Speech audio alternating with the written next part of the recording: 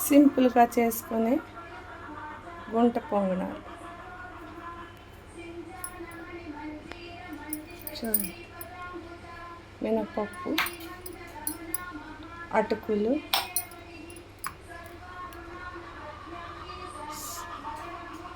సగ్గుబియ్యం 3 నానబెట్టుకొని మిక్సీ చేసుకొని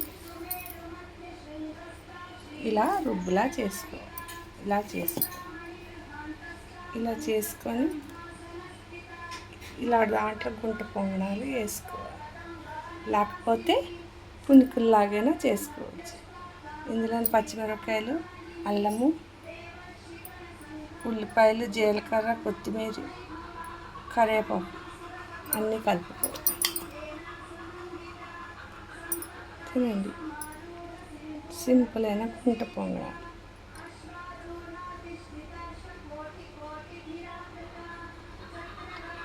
మినపప్పు, సగ్గుబియ్యం, అటుకుల గుంట పొంగనాలు, పునుకులు.